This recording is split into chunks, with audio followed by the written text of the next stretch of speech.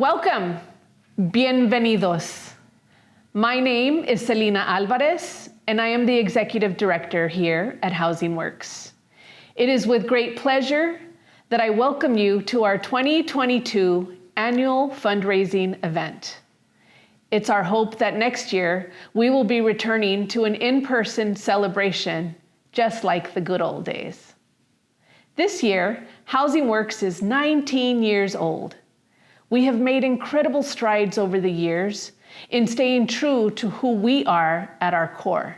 In 2008, we started with 8 staff, and today we currently have 50 staff and growing.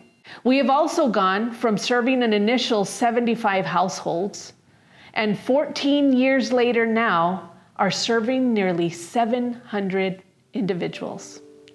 That means nearly 700 human beings have made it home. The recurring theme for today is all things harm reduction and housing first. Our work couldn't be possible without the ongoing support from our donors and community at large. This event was made possible by our title sponsor, the Robert R. Sprague Foundation. We are so grateful for your support because we couldn't do this work without you. Today, you will hear stories from 2 people who impact the work we do every day. Then we will also dive into a robust conversation with experts doing this work. So, let's get this party started. So today we are here with Waymo and Housing Works, and we are delivering some Good Packs. Good Packs are backpacks containing essential items for people experiencing homelessness and other issues such as domestic violence. Everyone on the streets needs everything they can get their hands on because it's so hard out there. We are thrilled to work with Waymo today. We're just excited to see the autonomous driving technology and to be able to come together in this innovative way and help people in need. Every year since 2003, Housing Works has honored folks who impact the work we do every day. The Housing Works Hero Award goes to individuals who have made significant, genuinely heroic contributions of time, skill, and talent, directly assisting our unhoused participants in addition to those who have made it home. The Housing Works Hero is a person whose gift of service makes a tangible difference in improving the quality of life for the people we serve, leading them to greater independence and taking maximum control over their own lives. This year, it is with great pleasure and tremendous gratitude that we lift up the work of Housing Works friend and ally, Shawn Morrissey, as the Housing Works 2022 Hero Award recipient. The Housing Works Mobile Integrated Services team would not be what it is today without the sweat and labor poured into the efforts from the very start. Shawn was one of the first of 8 staff who joined Housing Works in 2008 as part of the nationally recognized Mobile Integrated Services team, otherwise known as MIST. Over the years, Shawn has impacted the homeless services sector in Los Angeles with his steadfast advocacy on behalf of the people we serve. As a person who has been through the trenches of what life brings when living on the streets and in the midst of substance use, Shawn brings wisdom, perspective, hope, and love to every table he is part of. His work in educating the community about the importance of harm reduction and housing first principles creates a trickle effect for agencies working alongside him. Shawn, your voice and presence has not gone unnoticed. And I know for a fact that our beloved mentor, Molly Lowry, is so very proud of you, and so am I. Without further ado, please join me in welcoming Shawn Morrissey. Hi, Shawn. Hey, Celina, how are you? Good. It is so good to be here with you today. I'm honored to be here. As I was reflecting about our conversation today, I started to remember all the years we've known each other. And it's been almost 14 years. That's right. Because 14 years ago, you and I started working in 2008 as the first, what I call the first wave of frontline workers at Housing Works with the Mobile Integrated Services team. I just want to start off this conversation today by asking you a real simple question.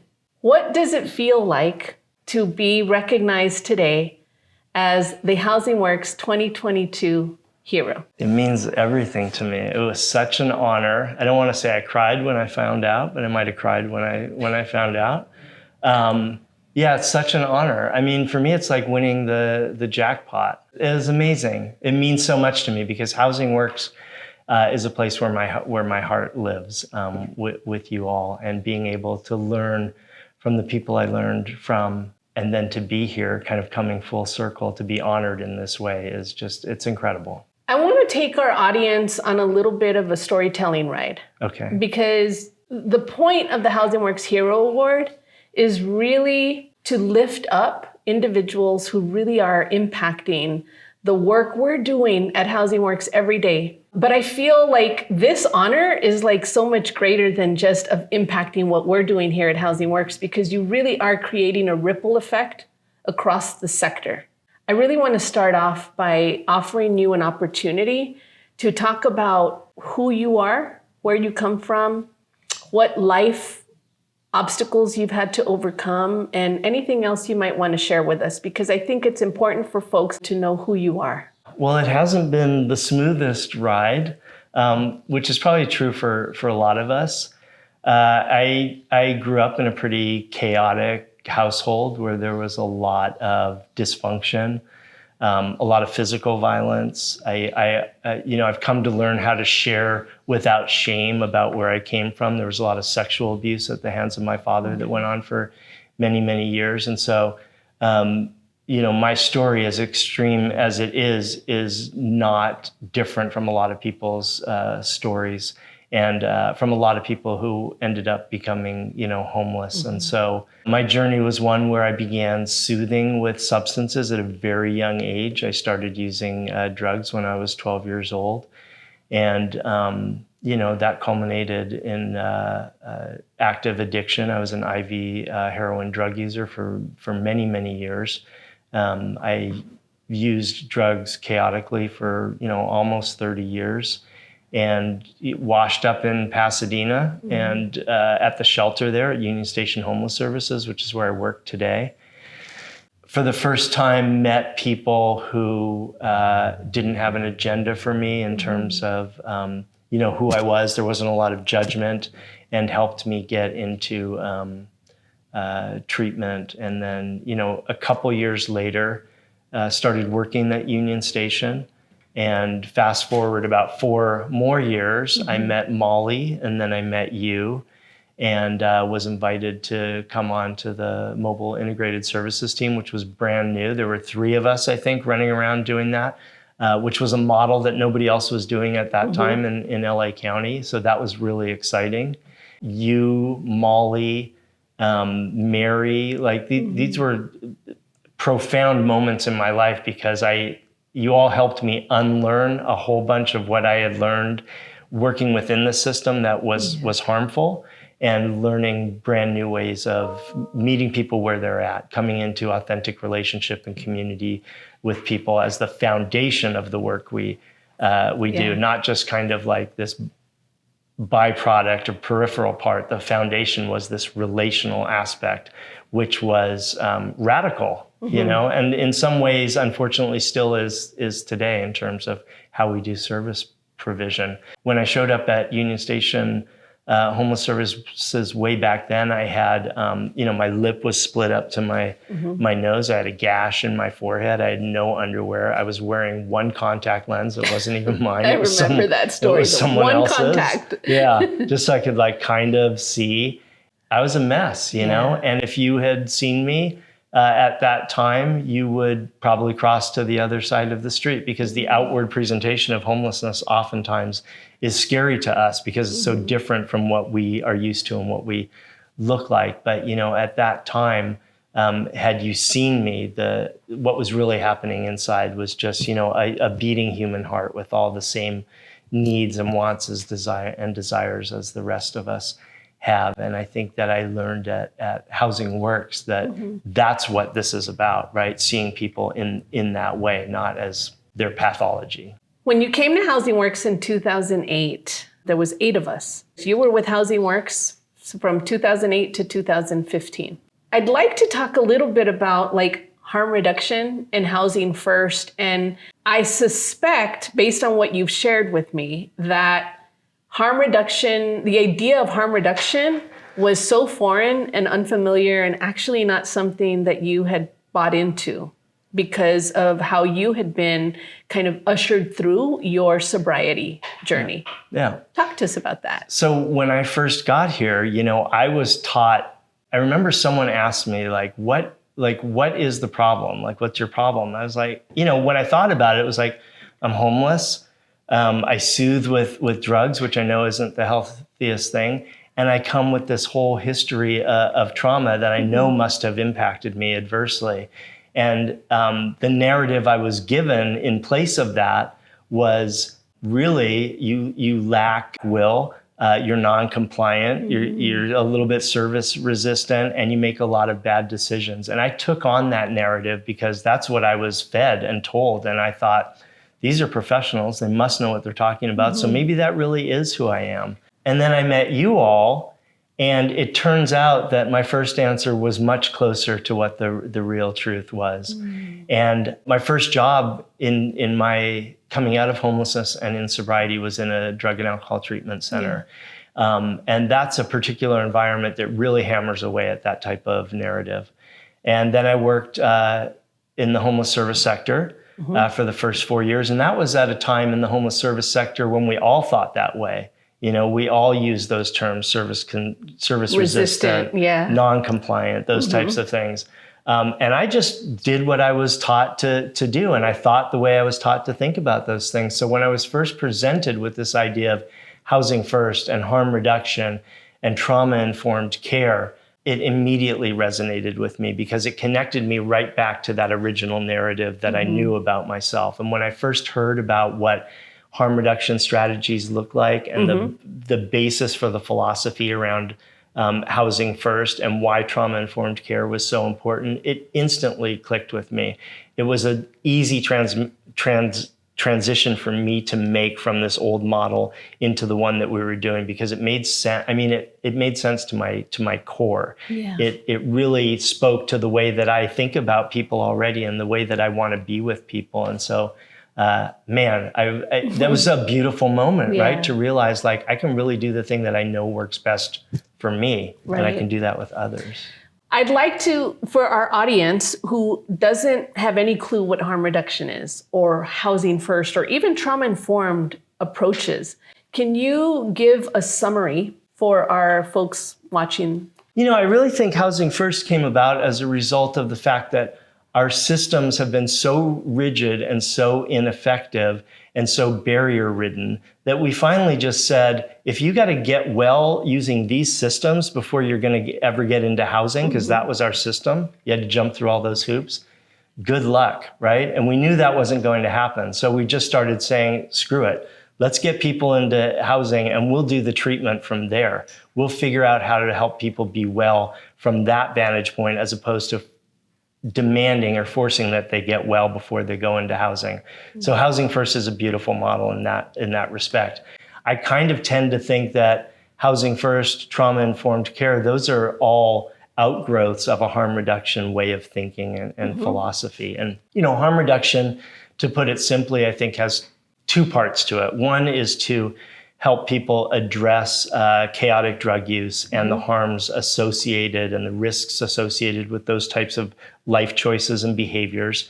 And the other half of harm reduction is really to focus on the broken systems, the racist systems, the bad policies, the barriers that have created a lot of these pathologies that we're looking at. And the idea that the systems that are set up to punish substance use, for instance, create way more harm than the substance use itself ever could. That our systems of penalization and criminalization and drug policy have caused way more death, heartbreak, fracturing of communities, separation of families than the drugs themselves ever could, right? That's right. So our systems cause way more harm than the drugs themselves. And that's been my experience personally. And I love that idea of taking the full responsibility off the individual who is probably just responding to trauma, because as Dr. Gabor Mate says, addiction is a response to pain, right? We need to stop asking why so much addiction and start asking why so much pain. Yeah. And I think there came a realization to us as a service sector that making people jump through hoops was growing our numbers. It wasn't solving the problem. And we needed to, in that same spirit of that Dr. Gabor Mate quote, we need to ask people, what happened to you? Where have you been? As opposed to what's wrong with you? And that's right. trauma-informed care, basically. That is so powerful. I want to talk about what you're doing today in the world and what your role is at Union Station. Yeah. So here you started doing this work in 2008. Well, you were doing it before then, because you had originally worked at Union Station. Yeah. You came to work at Housing Works in 2008, ended up getting your GED during that time. And talk to us about what you're doing today. Well, in 2015, Union Station came to me and they said, we're creating a permanent supportive housing program called Holly Street Housing. It's going to be very different from most PSH programs. It's intentionally designed to reduce barriers and impediments. And I remember coming to you and Molly and Mary and saying this opportunity has availed itself. And I love working at Housing Works, but I really think I need to try to take this on. And I remember getting everyone's blessings. My ability to come and say that to my employer is just kind of indicative of the culture at Housing Works. There wasn't any doubt that I was, would be punished in any way or thought ill of. And in fact, it was just the opposite. Molly's original vision was to grow this model and expand it out to other agencies. And here was an opportunity to do exactly that. And so your all's blessing, I went and did that. I wouldn't have gone if you guys had said no.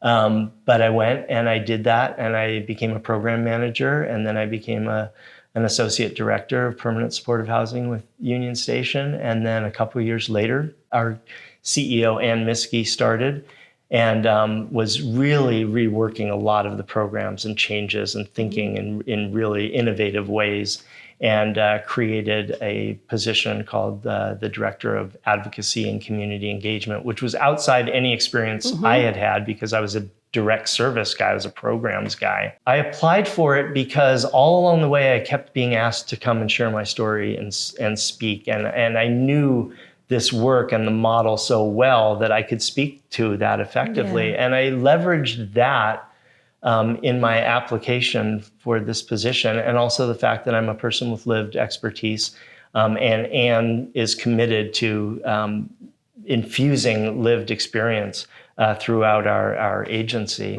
And so in her wisdom, she went and hired me for this position, and I've come into a whole new thing, which has to do with advocacy, community engagement, getting out in the community, meeting elected officials, changing hearts and minds at the level of one heart and mind at a time, up to rooms full of people. And at that same time, in our sector, there became this acknowledgement. We recognized too that what we had been, that our narrative around homelessness had really betrayed the complexity of the issue, and that we needed a much deeper narrative, and people needed a much bigger foundational knowledge of the issues at hand here. And I'd like to think that I was instrumental in bringing that to Union Station too, and starting that kind of a conversation out in the community. And it's not just Union Station that you're impacting, it really is the sector. I can't tell you how proud I am every time I'm on a webinar or part of conversation and one of the panelists that gets to speak is you.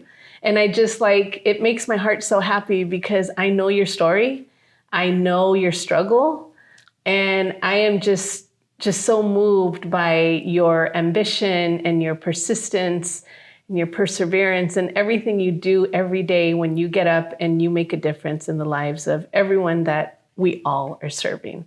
Yeah. Shawn, I know you brought something that I want to share with the audience that Molly Lowry wrote for you. I'd love to read it to the audience. Absolutely. So tell us about this. So this was when I left Housing Works. I have a couple little notes from Molly.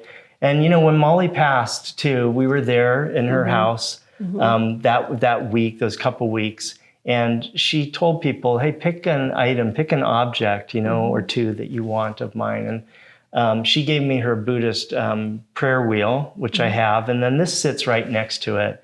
And it's just just a beautiful memento to me, because Molly was a woman of very few words, right? She just dug in and got the work done. And just having this just means a lot to me. And there's, you know, in the opening language, it almost seems a little bit prescient based upon the award I'm receiving right now. And so I wanted to share that with you, and you thought that would be cool to share with the folks. So here's the card, and it says, Shawn, I just wanted to take a moment to say thank you. Thank you for making this world a better place. You really make a difference. You have impacted my life by coming along beside me and taking your time to teach me a different way of thinking. Your genuine, caring, wise heart shows. So thank you.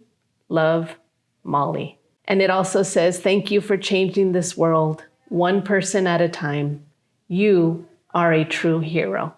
So Shawn Morrissey, we can't congratulate you enough for all that you do and all that I know you're going to continue doing. And we are so immensely grateful for your contribution to our community and to the people we serve.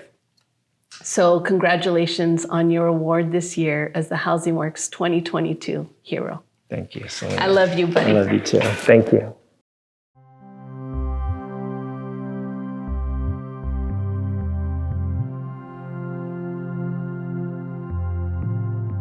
The partnership with Housing Works is something we are very, very excited about.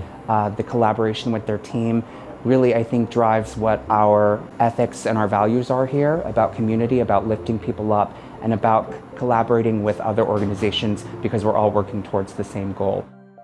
Housing Works is an agency that serves people who are chronically homeless. We do predominantly permanent supportive housing. We also have outreach programs and housing navigation programs for people that are on the streets right now, as well as a peer sort of focused workforce development program called Empowerment Works. We serve about 650 individuals and households that have all experienced homelessness in the past, and make a commitment to serve them as long as it takes to ensure they're stable.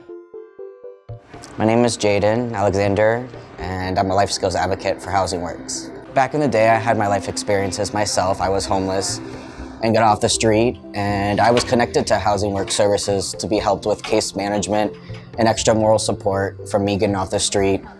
And they're the ones that actually helped me get my life together and better myself, knowing that I came from somewhere I didn't have anybody. Working with Housing Works really helped me change my life into someone different, into someone better. Once I started fixing my life for the better, they wanted to give me the opportunity to work, and it help me strive to do better and better each day. I'm Dorothy Edwards, and I am an Enrichment Services Coordinator in a 54-unit supportive housing building. We have groups. I do food deliveries, hygiene groups, vaccination clinics. We do whatever we can to support the tenants. Hi, my name is Robert Diaz. My title is Enrichment Service Coordinator at Housing Works. What I do is help focus, get things together as far as information for the residents that live where I work. We started collaborating with the Hollywood Food Coalition in the early part of the pandemic. It became really clear to us in those first couple of months that people were having difficulty getting healthy food, and really actually helped us study more about, you know, the food needs that people had outside of the pandemic. And so we started connecting with different food providers like the Hollywood Food Coalition at that time, and really just loved the spirit of Hollywood Food Coalition and how it was about like just getting people food, recovering food from the waste stream, and getting people food to eat. So we started working together then. Our team here puts together a grocery box meeting the specific weights of 20 pounds. And we try to give a nice variety. We try to give good, fresh food. And we also try to think of people who are being placed in homes, things that they might need to have in their pantry, like spices, snacks, bread, things like that. And because they're coming every week, we do try to focus on giving different type of items every week. We focus a lot on giving items that are maybe not necessarily all the way ripened yet, so that there's going to have some longevity once they receive these boxes. I see that people are excited to get healthy food. People are excited to be able to stretch their budgets further and meet other needs because they're able to get healthy food and move forward with their lives. I look forward to it. I really enjoy it. The food that they bring, because they bring some good stuff. They bring some good food too. That's what they do. And I really enjoy it, So, and I like to cook, so, it's right up my alley. No complaints at all, none.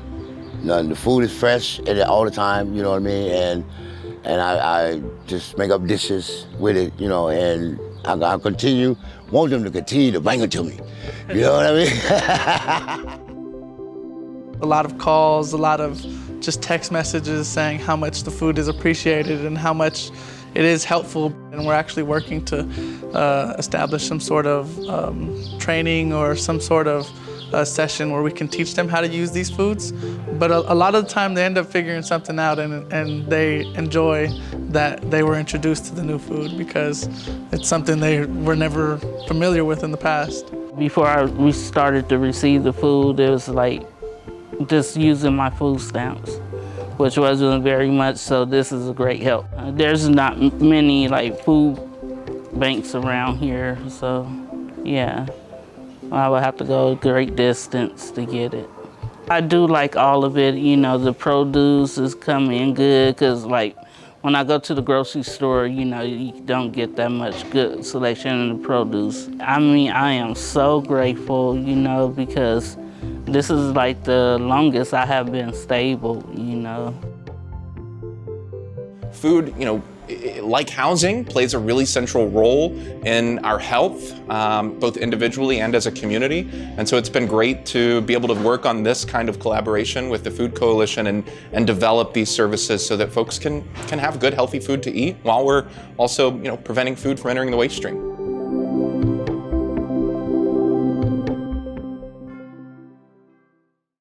We are now going to pivot into talking systems. The Tom McGuiness Community Leadership Award is an award which was honored Tom's legacy of community building through health system change and creating housing opportunities.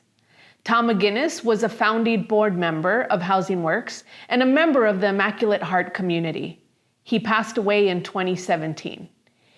Tom exemplified the definition of whatever it takes and brought people together to improve the health and lives of those in the community. Without Tom's early efforts, Housing Works would not have established the early relationships that allowed us to grow into the innovative, person-first agency we are today. Outside of Housing Works, Tom became a strong leader at Emanate Health, previously known as Citrus Valley Health Partners, a group that remains a primary Housing Works supporter today. Today, we are lifting up the most awesome Dr. Lynn Yonekura, a board-certified obstetrician, gynecologist with subspecialty certification in maternal fetal medicine. She is a recognized expert in the fields of infectious diseases, in OBGYN, and perinatal substance use. She was on the OBGYN faculty at LAC USC Medical Center from 1980 to 1986, and the chief of the Division of Obstetrics, Maternal Fetal Medicine at Harbor UCLA Medical Center from 1986 to 1992. Since 1992, she has been based at California Hospital Medical Center, a nonprofit public benefit hospital serving Central and South Central Los Angeles, where she was the director of perinatal services until 2000. When she became director of community health, she was also an associate professor of clinical OBGYN at both USC and UCLA schools of medicine. Throughout her career, Dr. Yonekura has established comprehensive care programs to address her patients' complex needs.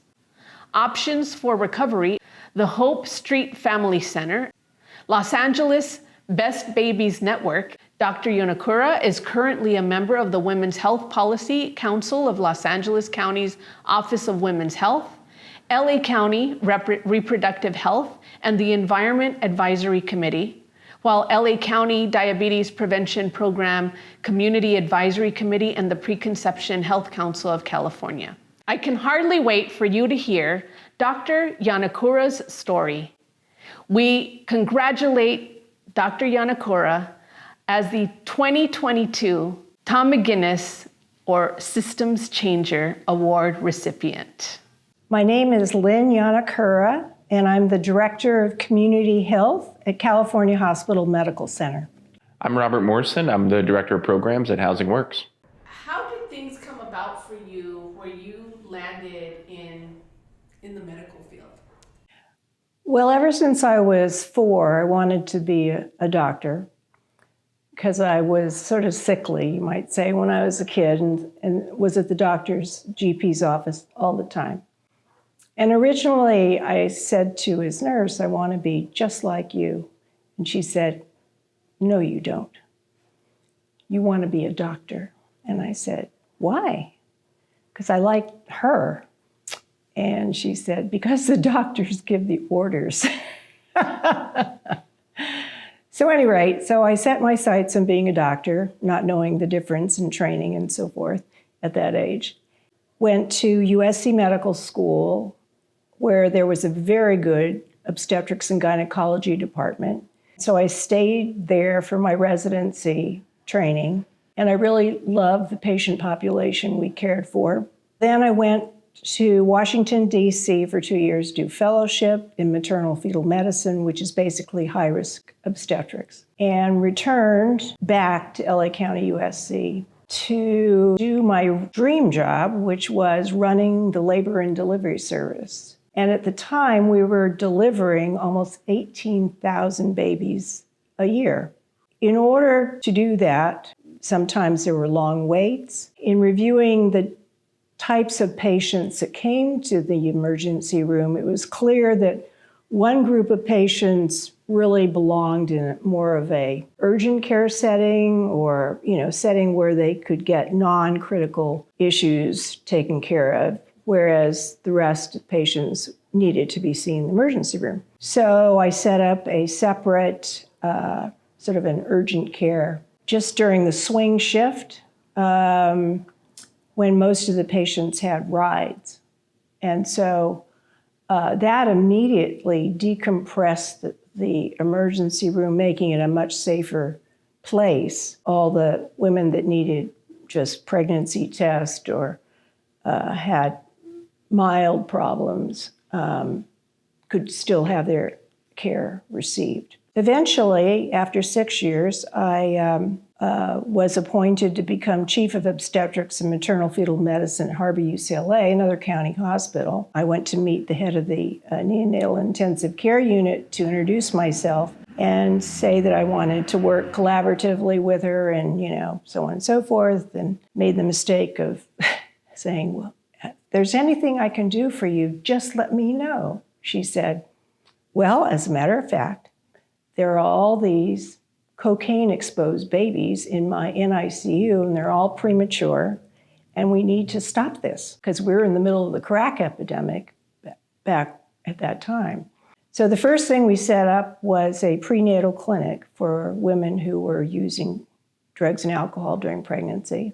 It turned out that I was trauma-informed before that was even invented. And harm reduction. Right. They were full of advice. I had plenty of advice. We need this, we need that. And my research nurse was available to them by beeper 24/7. So they felt like they had a lifeline. And the first year, without even offering formal treatment, but just seeing them every week and staying on top of their needs and trying to address issues that they wanted taken care of, about 95% of the babies were born drug-free at full term. I mean, it was an amazing turnaround. So for the population that came to the clinic, they had good outcomes. There was still some that, didn't seek prenatal care, didn't know we had a clinic, and they still delivered preterm. So we tried to help them after delivery.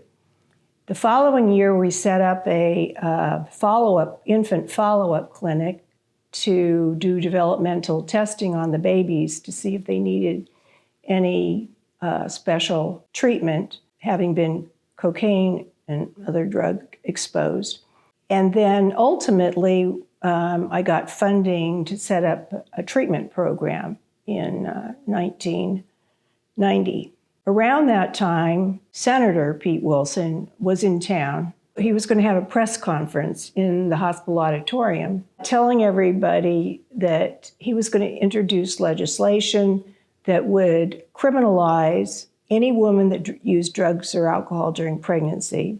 It's going to put them all in jail, take away their babies, and then after they ultimately got out, which I don't know how long the term was going to be, they couldn't socialize with anybody who used drugs or alcohol. I said, well, that's going to be difficult because that means they can't socialize with their family and they can't socialize with their congressmen and their senators. He was determined, and I tried to talk him out of it beforehand, but to no avail. So I rounded up a group of my graduates. I can't convince this man that this legislation is not going to solve a problem. So I'm going to leave it up to you to talk to him. So he was supposed to have sort of a photo op with this group. He went into the conference room where they were all there, and they were there with their babies and young children. They were all dressed up, An hour later, he was supposed to spend 10 minutes. Hour later came out a changed man. He said, I can't believe those women used drugs or alcohol. They didn't look like addicts. I said, well, that's because they're off drugs and alcohol now. They're rehabilitated. And what they told me is, if I went to an obstetrician and tried to get prenatal care, an obstetrician wouldn't take care of me because I'm too high risk because I use drugs. If I go to a drug treatment program and try to get treatment when I'm pregnant, no drug treatment program will take me because I'm too high risk. So how am I supposed to get prenatal care and get off drugs and alcohol if nobody will accept me into treatment except this one place in Torrance? He later promised me that he would do anything to help me with my work, which was very fortuitous because I needed a federal waiver to use drug treatment dollars toward a building for my program. So I called him up. There's a problem. I need a federal waiver, and it takes 6 months. And if I don't fill out all the forms correctly, it goes back to the bottom of the pile, and I'll lose all the money. 15 minutes later, I had a federal waiver in my hand. So we purchased trailers and still use them today. Ultimately, when he became governor, he set up, we're called Options for Recovery. He set up Options for Recovery throughout the state. And we had a network. We work with residential treatment programs, other outpatient programs, methadone programs. We built sort of a comprehensive network to really meet the needs. And because the majority have mental health needs, as you know, from a lot of childhood trauma, they were really using drugs and alcohol to cope with that trauma. And so what they really needed was therapy. So we've added an extensive network of therapists that we partner with so that we make sure that the patients get that need met, because if it's not met, they'll go back to using drugs and alcohol. I feel like that's such an incredible story because it really is a testament to what we are doing in the sector currently with regard to the needs that human beings have. and in some instances kind of helps them quicker than having to navigate larger systems. And so I think that's such a beautiful story that helps illustrate exactly why it's so special to me that this year you have been recognized for this particular award. And Robert Morrison was the one who suggested that we select you for this particular award. And so, Robert, I'd like to have you speak to the collaborative efforts that Housing Works is doing, has done, and is doing currently with the folks at California Hospital, which is where Lynn has spent a very, very large portion of her career at. Yeah, I think the collaboration that we have with California Hospital has been one that's been going on for what seems like forever.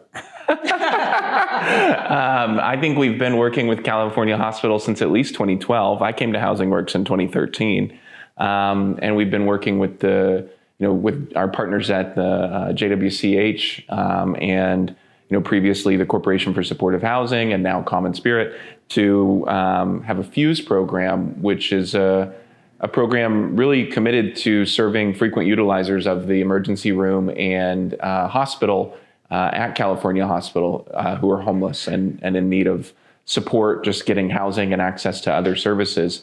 I've been really blessed through this process of getting to know you even a little bit better to learn about all of the other work that you've done in your life. It's just really, I think, speaks to who you are as a person, because I've always just kind of been, trying to make things work the best we can for the FUSE program, and know that you've been one of our biggest supporters and cheerleaders at California Hospital. So I'm just so grateful for, what you've done to support the growth of that particular project and all of the people that we've been able to house and support into, a better life because of the FUSE project. So I think the population we serve at California Hospital, I think you have to think about California Hospital and where it is. It's the closest hospital to the place we call Skid Row in downtown Los Angeles. So when you think about all of the urgent medical needs and everything that can happen in Skid Row, California Hospital is the closest place that people can go.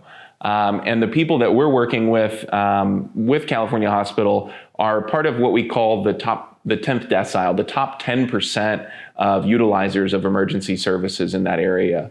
And so they're folks who typically have a lot of need for support, who typically aren't able to really stay at shelters because of their medical needs, who sometimes though don't really qualify to go into even higher levels of care because of the types of medical needs that they have. And so we're really engaging with folks who are in the hospital, trying to get them connected to permanent housing and medical services from the streets. Lynn, can you talk to us and describe to us what it's like on your end to collaborate with an agency like Housing Works? Well, I think it's been a great collaboration. At the beginning, we didn't have a whole lot of money to fund the project. I saw the outcomes from the initial pilot project that was done throughout most of Metro LA with many hospitals. And when that funding through the Corporation of Supportive Housing ended, most of those projects dissolved, which was really sad to me, just because a good working system had been established and it wouldn't take that much to keep it going.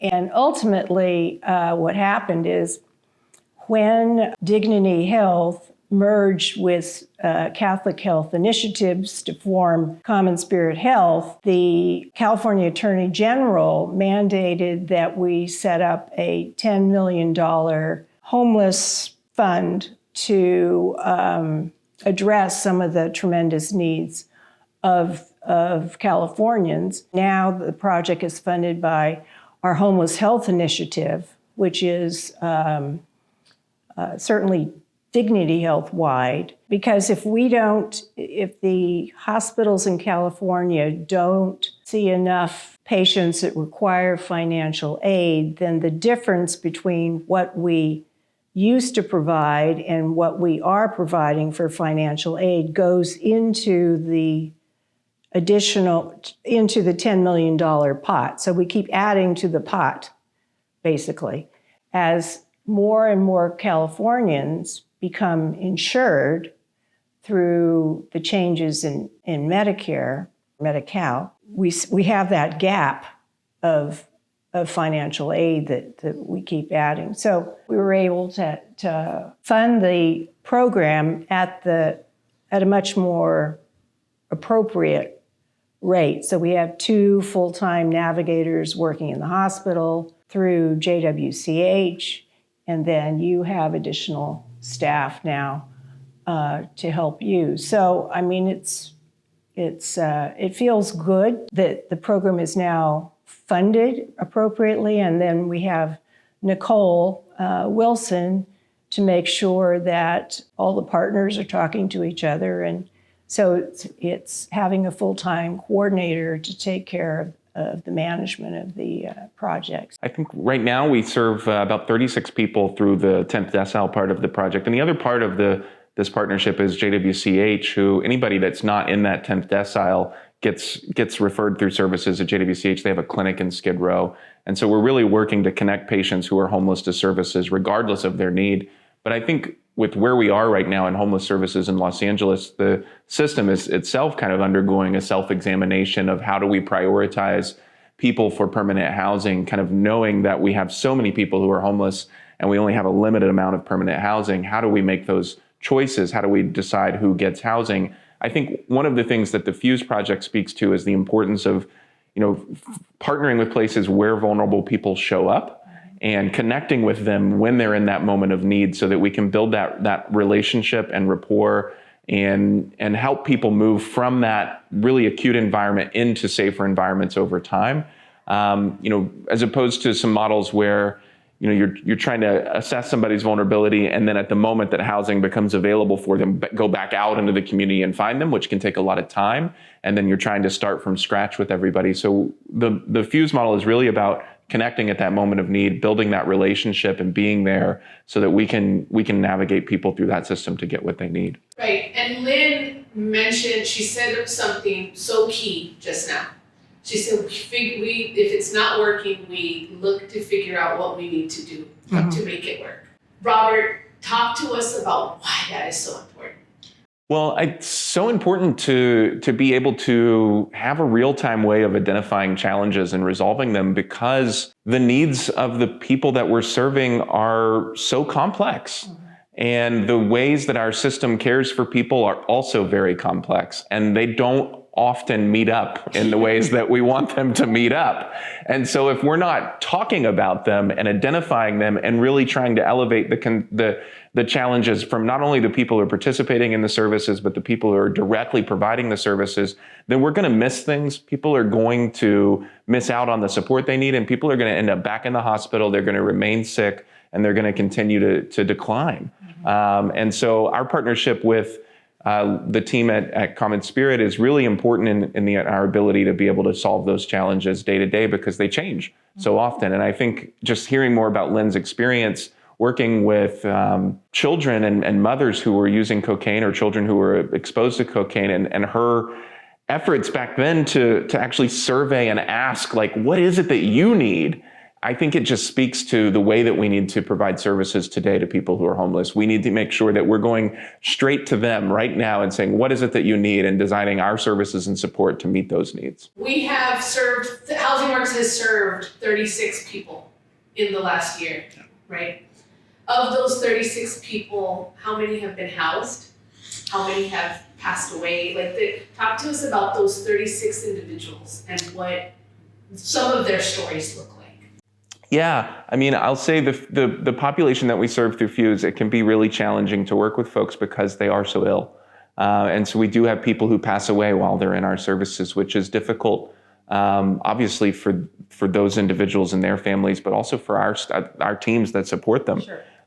People, we're really out there, really making sure that we're getting in, staying in communication with people and staying in touch. So when people pass away, it can have a really poignant effect on the way that the team is able to operate. We've had a few people pass away in the last year, some while they were still homeless and some after they had gotten housing.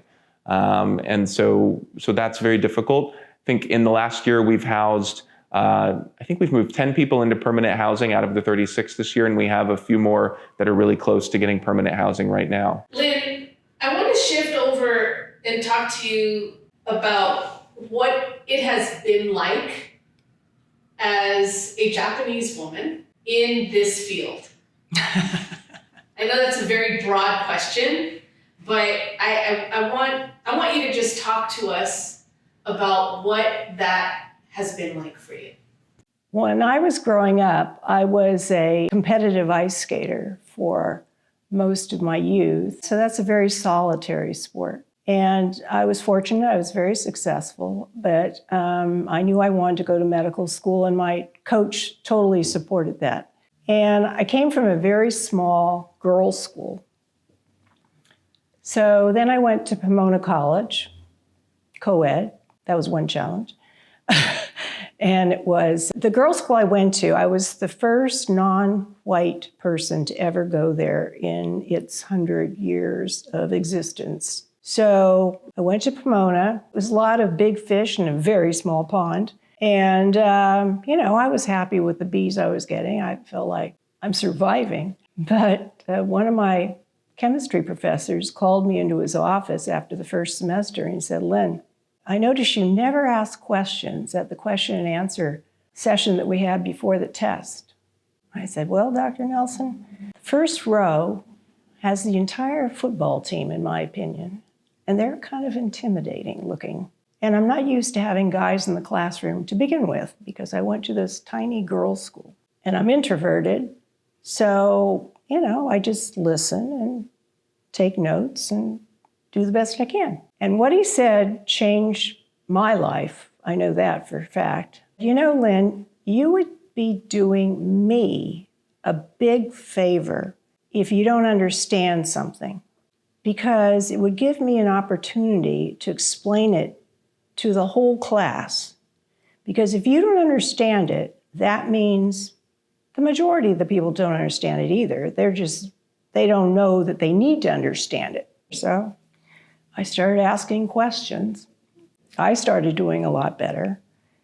So I started slowly coming out of my shell in college. And then I went to USC, and compared to Pomona, medical school was easy.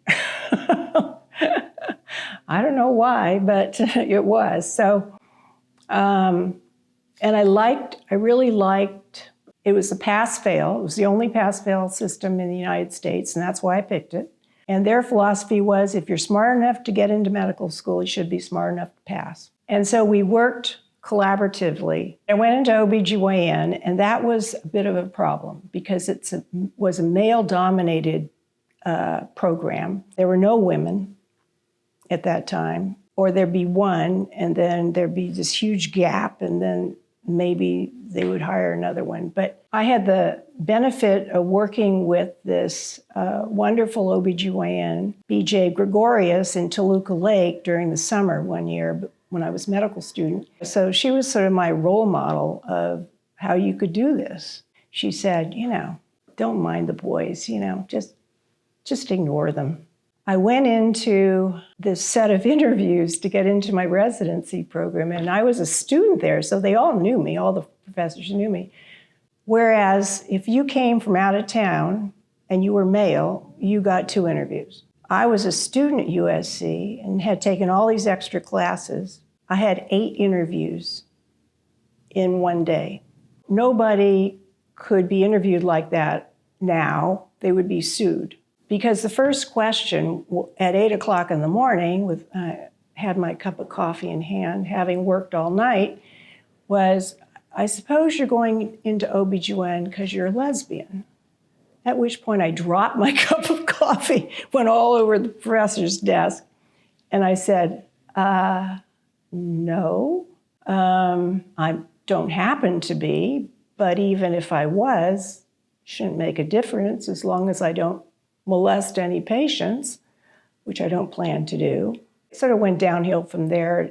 Before lunch, a professor was pounding on his desk saying, This is a man's field. Women don't belong because we operate and only men should operate. Everybody knows only men should be surgeons. And I said, well, obviously we're not going to agree on this point, so why don't we just break early for lunch? So the last interview was with a chairman of the department. And he said, well, I don't see a way to keep you out because your grades are good, but I don't want you to get pregnant while you're a resident. I said, don't worry, if I get pregnant, my mother will kill me first. You don't have to worry about it. He said, no, I'm going to make sure you don't get pregnant. I said, oh, okay. So he took me downstairs to, he was he did a lot of research around contraception. So he says, my research nurse is going to put an IUD in you, and you have to keep it in while you're a resident. I said, okay. So I felt like that was my ticket to get in. But, again, this could never happen today. I have a lot of funny stories. Like when I was chief resident in gynecology, they said the sleep room for the chief resident, you had to go through the men's bathroom, the men's changing room, and in the very back of that was a locker room for the chief residents and a bed. So that's where you're supposed to sleep when you're on duty for gynecology. I said, well, that's not too convenient. He said, well, that's your sleeping room. If you want to sleep, that's it. I knew if I complained, then I'd be labeled the B word. So I decided a different strategy. I slept in the intern's room during the night and instead of the chief's room. But I went in there in the morning about 6:30, and I put on my makeup and, fixed my hair and brushed my teeth and everything. When I heard all the doctors out there in the changing room getting ready for surgery, it starts at 7. And these are outside physicians that come in and operate mostly with our residents. I open the door. Good morning, Dr. So-and-so. Nice to see you. Good morning. So nice of you to come to operate with us, And I go waltzing through the changing room and the bathroom out the door. And I got a phone call a half an hour later. We're making a new chief's room for you, Lynn. It's downstairs. Be all to yourself. I'm not the quiet, typical Japanese woman that my grandmother was, for example. I'm much more outspoken. But I think, some of that comes from going to a girls' school where girls do everything. That's what you learn. Girls can do anything, and at this school they have to do everything. So the biggest lesson I've learned over the years since I started that drug treatment program down at Harbor is that there's much more joy in collaborating with like-minded partners because you're all working together for a common cause, and which is why I enjoy working with Robert and the team at Housing Works, and people from JWCH, because again, as you said, homelessness and the people who are experiencing it is so complicated. There's so many problems that need to be addressed that no single agency or person can do it. So it's got to be a collaboration. And as we bring this conversation to a close, because I could spend all day with you, Lynn. when I had my initial phone call with you, I got off that phone call so inspired. and so I just want to say thank you for what you have done for society over the course of your lifetime, and what you are going to continue doing, because you just strike me as someone who's not going to stop until the universe says it's going to stop. Lynn Yonekura, we want to thank you. On behalf of Housing Works, we want to thank you, the 2022 Tom McGuiness Award recipient. for all you do for our community. Thank you for all you do. Our last dialogue for today is a roundtable discussion between myself, Housing Works Director of Programs Robert Morrison, Housing Works hero Shawn Morrissey, Sam Tsemberis, and our steadfast supporter Val Zavala. Val was anchor and executive producer of SoCal Connected until her retirement in 2018. So, take it away, Val. Hello, I'm Val Zavala. You may remember me as a journalist from KCET Public Television in Los Angeles for many years, but now I'm retired. However, I am very willing to come out of retirement to help with this panel discussion that looks into perhaps one of the most intransigent problems we have here in Southern California, and that is homelessness. So we're going to take a look at some really tough questions and issues with 4 panelists, all who have very different experiences and expertise on homelessness. With us is Robert Morrison. He joined Housing Works in 2013. He was previously an outreach worker as a regional manager and outreach care manager at People Assisting the Homeless. There he conducted street outreach and organized community efforts to address unsheltered homelessness. As director of programs, Robert couples his personal experience as a burn survivor and amputee with more than 10 years of advocacy experience to inspire the Housing Works team. Also with us is Shawn Morrissey. Shawn is Senior Director of Advocacy and Community Engagement at Union Station Homeless Services. His mission is to advocate for best practices and policies around homelessness, housing, and housing sustainability. Shawn has nearly 20 years of experience in the field of homeless advocacy, service provision, and social justice with a focus on mental health and substance use disorders. Also with us is Sam Tsemberis. Sam is a founder and executive director of Pathways to Housing, a housing first program for individuals with serious mental illnesses, long histories of homelessness, and often co-occurring substance abuse. Pathways to Housing is the organization that is credited with originating the Housing First model in America. It operates across the US, Canada, many European countries, Australia, and New Zealand. Also with us, Celina Alvarez. She's a proud Tejana, Texan Mexican, born and raised in rural West Texas. Upon graduating from college, Celina moved to LA to pursue a journalism degree, but her life took a different turn. Instead, she entered into the nonprofit sector in 1993 during the peak of the AIDS epidemic. In 1999, she met Molly Lowery, who would show her the ropes relevant to harm reduction and housing first principles. Celina joined Housing Works in 2008 as one of the first members of the nationally recognized Mobile Integrated Services team. In 2015, she earned a bachelor's degree in social work from Cal State University, LA, and in the same year, she was promoted from frontline into the executive director role at Housing Works. In 2017, she obtained a master's degree in nonprofit management from Antioch University, Los Angeles. So among you, there's decades of experience and knowledge dealing with the homeless problem. I want to start off with kind of a general question, if I may. So the latest studies show that the number of unhoused people in Southern California, LA area, continues to grow. And so many times we were promised with all these programs that it would shrink. So what's going on here? Why this continued growth? We'll start with you, Robert. Sure. I mean, I think homeless is continuing to grow in Los Angeles because we've yet to solve the fundamental problem of affordable housing.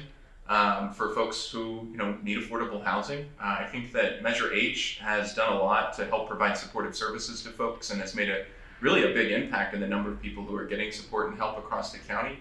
Proposition HHH in the city is bringing on permanent supportive housing units pretty much every month now in Los Angeles. I was just at a groundbreaking ceremony for a building that's funded by Proposition HHH this week where Housing Works will be providing supportive services. And I think that the housing pipeline has really increased as a result of the HHH measure. It's just that the permanent supportive housing takes time to develop and build. And so we haven't seen the results that people want, and we also haven't solved the inputs into homelessness. Why have we not seen more housing, affordable housing come online if we've had these taxes and this funding to do so? I know it takes time, but isn't there also a lot of resistance to it?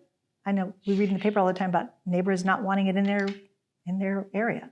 Yeah, I think we're experiencing a lot of that. The biggest issue, I think, really, well, there's so many issues. I think it's it's expensive and it's difficult to build in Los Angeles County.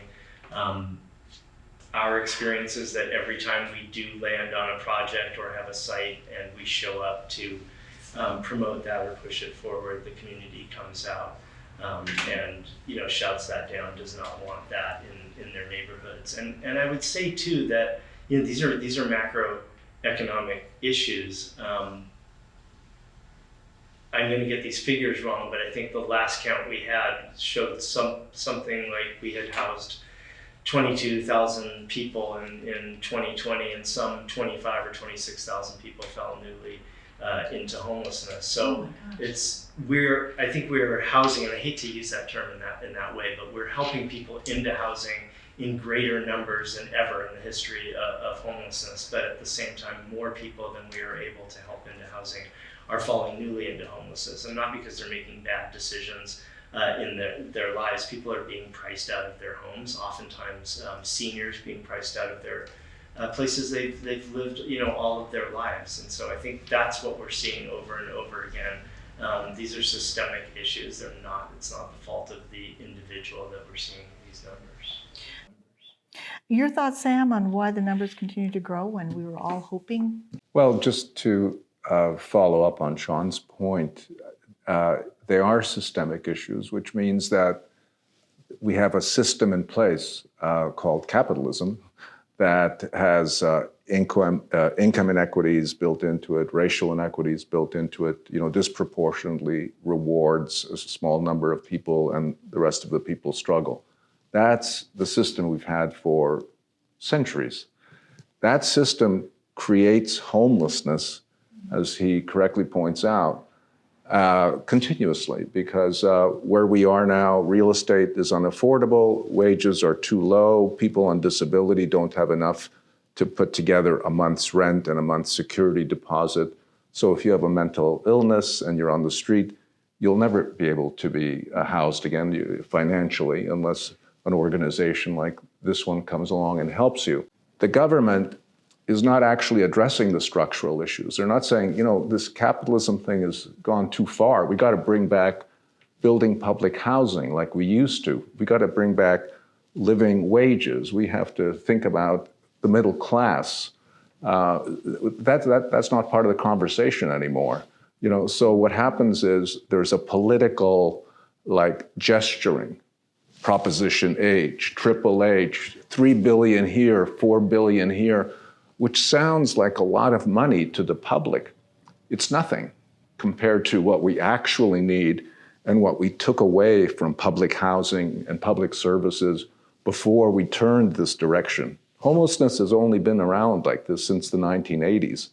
We made a huge political turn to the small government, trickle-down economics, supply side. Yeah, under Reagan, who is correctly credited for creating homelessness, but every administration since has not really turned that around or talked about the structural issues. So Californians feel like, there was 3 billion here and 8 billion here. What we need is 20 billion every year ongoing to put back what we've lost. And it's not like we don't have the money.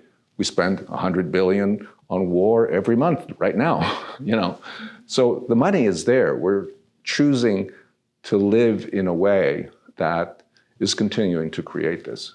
Celina's is this so built into our economic structure that it sounds almost impossible to solve. I think one of the things that comes up for me in listening to this conversation is we need to do things differently with the money, because one of the things that we saw happening with Measure H, for instance, there was a lot of doors that opened for service providers with funding coming down the pipeline in ways that we had never, for things that we had never seen funding for. But where I continue to be concerned about how the money is funneling through the system is that it further perpetuates just oppression against the folks that we're serving, because the money is coming from an institutionalized perspective. So the way that the money gets utilized is further away from the relational piece to it, and it's more institutional and dictated to us in a way that money can be used only for these services. Okay. We have instances where, I think about like the undocumented people that we're serving. We have individuals who we are paid to serve because otherwise they won't be served, and they're housed under particular subsidies. These are individuals who otherwise they don't qualify for entitlement benefits. They don't qualify for the basic needs that folks need in order, like haircuts, pedicures. If you're an older adult and you need a pedicure because you're diabetic and it's too dangerous for you to cut your own nails, like we have to figure out how to do the basic things for these human beings. We do that at Housing Works. We've just chosen to just do it because it's the right thing to do. But so often agencies are pressed against the wall saying, what should we do? What should we not do? And, I'm tying that to this conversation because is that the reason people are on the streets? No, but it's part of the quality of life that affects folks when it comes to moving them inside. And then sometimes folks kind of get into the inside and then they realize, gosh, life was a little easier when I was outside. Which brings us actually to a new brand report that came out, and it had some interesting findings. It found that a significant number of homeless people, if they were offered, say, shelter in a group home that also required sobriety, that about half of them would reject that kind of housing. So, but if they were offered, say, private rooms, they'd say, yes, I'll go to that. So there seems to be also, you have to, I guess, look at the particular needs of the individual homeless person and say, what will work for them? Because if you put them, I guess, into a shelter that doesn't work for them, they're just going to be out on the street again. Do you see that there's particular kinds of housing that works better? Absolutely. And I think it really comes down to that part of that statement is, what will work for people and why isn't what is available working for people. Mm-hmm. And as a man with a pretty intensive trauma history and homelessness myself, coming into these systems, what I learned really quickly early on, and what I know now to be absolutely true, is that our mental health services, our drug and alcohol treatment services, a lot of the providers that are running these types of settings that you're describing here, don't think of people as human beings. We need a different way of thinking about each other, right?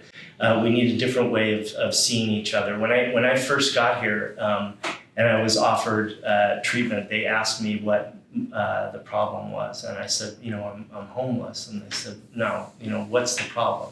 And I said, I use too many drugs, maybe, and no, that's not the problem. And the exercise that they were doing had one specific answer, and the answer to this question, the right answer was, I am the problem. And when I could admit that, then that to them meant that I was ready to move forward and that I was willing to try. And early on, the fact of the matter is today in 2022, just as in 2002 when I got here, those systems still look at people and treat them in those ways. So is it any wonder that someone doesn't want to go into a living situation where that is the narrative, where you're thought of as seen as the problem? I also want to talk about new leadership on the city level. We're going to have a new mayor in the fall. And of course, homelessness was the number one issue that the candidates, one of them, campaigned on. One of the key issues that they campaigned on.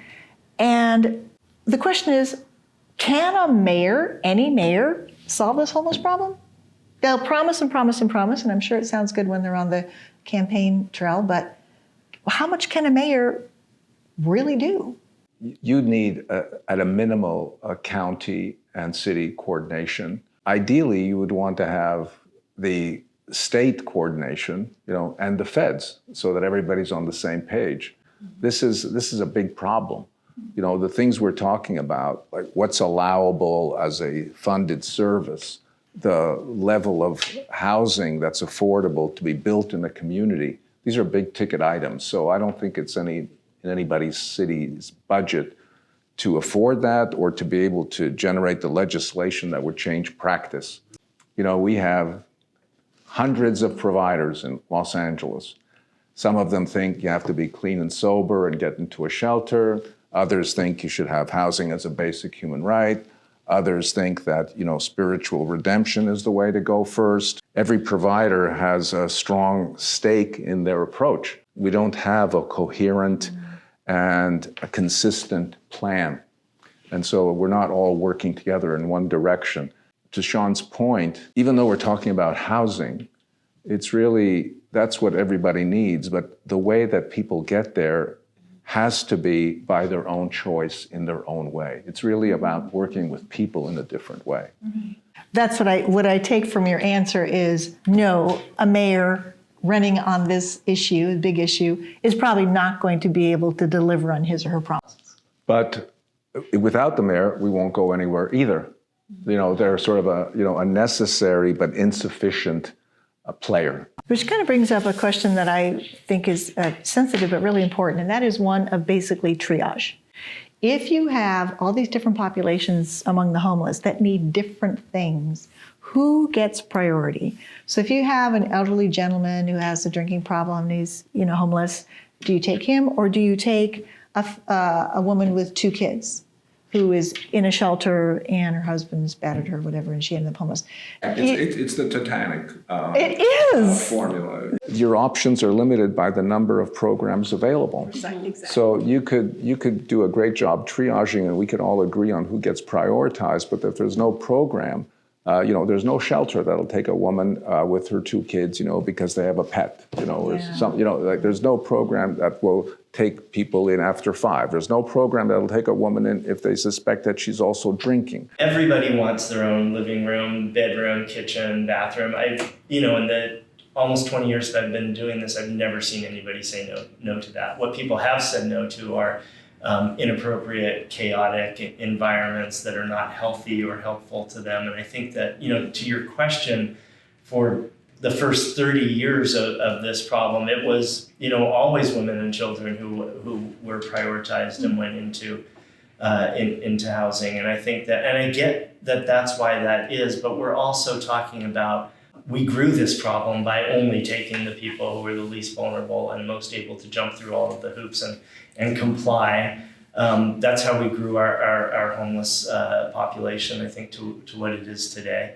And because we're ignoring those who couldn't move into. Absolutely, because that represented a lot of work for us as agencies, and it meant that we had to change our own systems and the way that we operated. So instead of doing that, we just called people service resistant and non-compliant, and we didn't have to worry about the kind of services we were providing. But, you know, 10, 12 years ago on this side of the country anyway, I know Sam was doing it a lot earlier than that on the East Coast. We landed on these new models that said we have to look at this differently. We have to prioritize people based upon vulnerability, need, the fact that they're going to die on the street if we leave them out there. And we have to start kind of equalizing maybe a little bit the man who's drinking too much and perhaps has made some bad decisions with the person who just fell on hard times and lost their job. And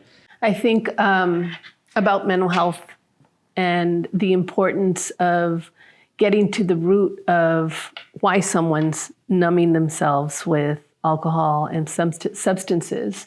There's so much stuff that folks have unresolved.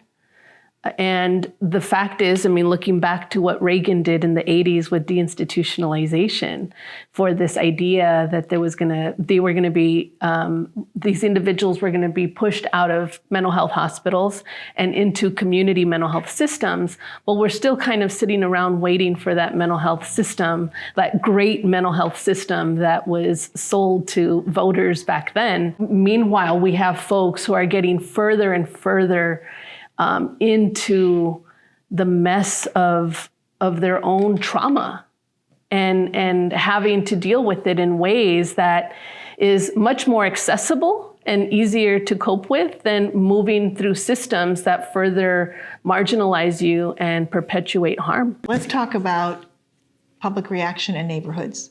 public housing or homeless shelters in neighborhoods, they are almost 100% rejected or protested or not wanted by the community in which they should be placed. And I think there was even some agreement among the LA City Council that each of the council people had to take a, homeless shelter in their district so that they wouldn't all be put in one district. How do we get over this not in my backyard NIMBYism when people also simultaneously complain about the growing problem of homelessness? Is there any way to get through to folks? It's funny, I think there is a way to get through, but it's not one that's quick or easy. One of the things that I do in my limited free time is I serve on my local neighborhood council. And I got on my What neighborhood are you in? I live in Hollywood. Oh, okay. So I got onto that neighborhood council with one reason being that I wanted to engage the people that come to neighborhood council who are often sort of the angriest folks in many cases about this issue of homelessness, but the larger issue of public safety, because so often these two issues are tied together in the narrative, crime and homelessness, despite the fact that people who are living on the streets are far more likely to be a victim of crime than anybody who's living in a home. So, I think that I've been on that neighborhood council for almost 2 years now, and I think slowly, at least in my neighborhood, I'm seeing that conversation shift a little bit. I've worked really hard to include voices in different narratives and to make sure that we have, conversations about those more root causes of this issue. And so I think that I've also learned in doing that there are some other real issues where people who have lived in this community for a long time are not necessarily anti-affordable housing or anti-shelter. They're anti a lot of development, and they've been, I think what I hear is that they feel, taken advantage of and jerked around by private housing developers who are building luxury housing and building other kinds of housing. And so there's a sense that they're not being heard and listened to in that, and then that folds over into the issue. Now, helping folks see the connection is a more difficult challenge, and I'm interested in what other folks have to say about it, but I think that it takes time. How do you combat NIMBYism? You don't want homeless people, but put them somewhere else. We do a lot of that work. I should say I do a lot of that in my capacity, and I think the traditional messaging around homelessness was, here's Shawn, within our sector, here's Shawn, he's a guy who made a lot of bad decisions. He came, alongside us, we got him into housing, and now he's doing great, which really betrays the complexity of this whole story of how we got here, what created it, what continues to perpetuate it. This idea that the person experiencing the problem isn't the one who created it, they're just the person who's experiencing the problem. And when you try to disseminate that message into large groups of people, it's rarely heard, but I think in smaller numbers, like what Robert's talking about, one-on-one or groups of neighborhood councils, elected officials, when you can tell the full story of, not only all of the events and all of the systems and failed systems and structures that created this problem that many years ago, but are some of the same systems that are continuing to perpetuate it. When you can place the blame of the problem on the actual entities that created it and continue to perpetuate it, and you can humanize the person who's experiencing this issue and help them be seen as someone with the same longings, hopes, dreams, families, histories as the rest of us. And you can do that in smaller settings. Like Robert said, it's a lot of heavy lifting and it takes a long time. Mm-hmm. But when people hear all of that, I think it tempers a lot of what people are experiencing. And when you include the voice of lived experience in the telling of those stories too, that also tempers it lowers the asshole factor in the room for sure, because it's harder for someone to come and say all of those terrible things that they think about homeless folks when there's someone there who's experienced it. It serves in that way, but it also really gives people the full story, a full picture of what's really going on that centralizes the fact of the human being who's really living a trauma, probably lived a trauma that were years in the making leading up to homelessness and are right smack in the middle of their own nightmare right now while they're experiencing it and want desperately to be out of it, but the system's not set up to help them get out of it quickly. Lots of places have, taken over a 20 or 30 unit building with small studios, have one case manager, people are all in there are using, and it's not safe, and then they say, you know, that's the building we don't want. It gets to the safety issues. But I think there's two ways. I mean, I agree that what we're fighting is the sense of us and them. Like, the public has a deep sense of like homelessness is about other people, like they're not us.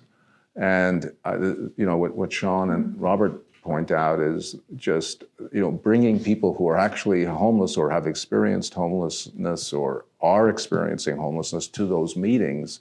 It just, you don't have to take away those labels. They just disappear because it's just another human being having a very hard time, and then you can't resist that. You know, it's just it's sort of, it brings our common humanity together. It eliminates the labeling immediately. But there's also a kind of a way that I think you can push for the use of public lands. I mean, you don't have to negotiate everything with permission. You know, the city and the county and the state own, you know, lots of property, and you just build the thing there. And what almost always happens is that once it's there, people actually like it a lot more than they ever thought they would. You know, and so there's both of those.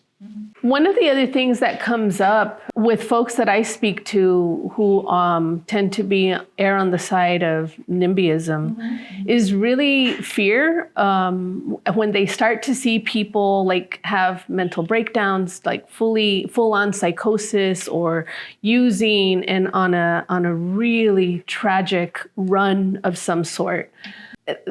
I think there's some onus that the system needs to take a look at around what we aren't doing to support organizations like ours to really get in there with people and be present with them. Because we're so consumed with billable items for service provision. I mean, that's where we're heading. And this is one of the conversations that I get really passionate about. Explain that. So when you're billing for service, like the services that we provide for supportive services in a building. So let's say I'll give you an example. There's a building, a beautiful property down in South LA that we're serving, one of 8 that we're currently serving.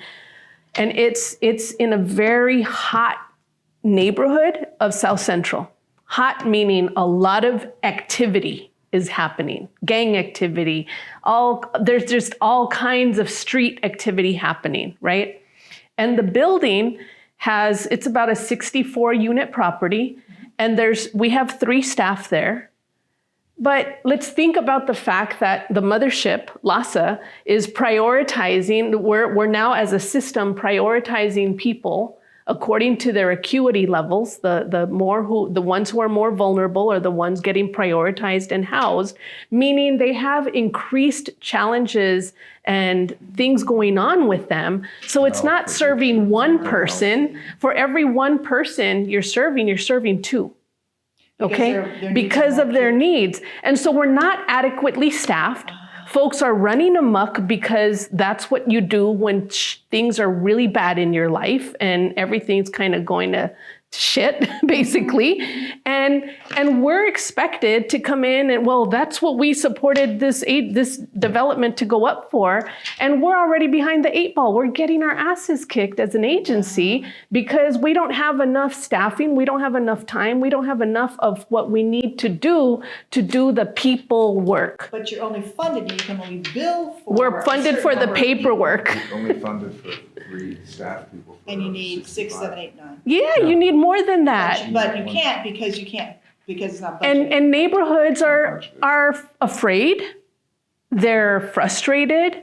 There's a lot of activity. You know, I can say in my part of Altadena, there's a lot of stuff that happens. And it's one of those things that only because I work in this do I understand the complexity. So it doesn't make me angry at the person. It makes me angry at the system because I know we could fix this. I think about holistic approaches to human engagement.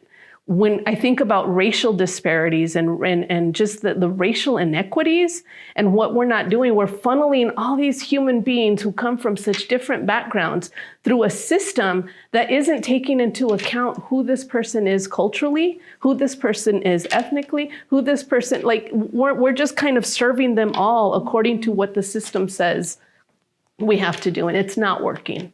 Which is what we did originally at Housing Works before caseload ratios and funding limitations.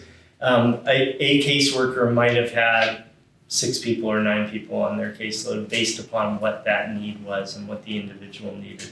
And someone might have more than that, someone might have less, and it was constantly being assessed and fluctuating and looked at based upon who the individuals were that we were serving. And of course, that's so changed now. It's completely different. It's all ratios, it's all billable services, it's all... It's by formula rather than who the people are that you're serving. It comes from our values of how we're choosing to spend money. So if you could change one thing about the system, something that would be crucial and make a big difference, what would it be? Well, I think the thing I've been thinking about the most recently in response to that is kind of what Sam was talking about earlier. We need to unify behind, what the solution is, what an idea is. And I think for me, more and more, I think it's about defining what is housing, what qualifies as housing, as an adequate solution to homelessness, and what does that include, and make sure that there's an onus and a requirement not upon the individual who is homeless, but upon our systems and our government to actually make sure that people have whatever that defined kind of housing is. It goes back to the relationship. For me, it's really about building relationships. And if I could change one thing in the system, I would really go back to doing it as Shawn described earlier. What we know works. That we took on 75 people when we first started doing the mobile integrated services team work. And we had a 98% retention rate at the end of 3 years.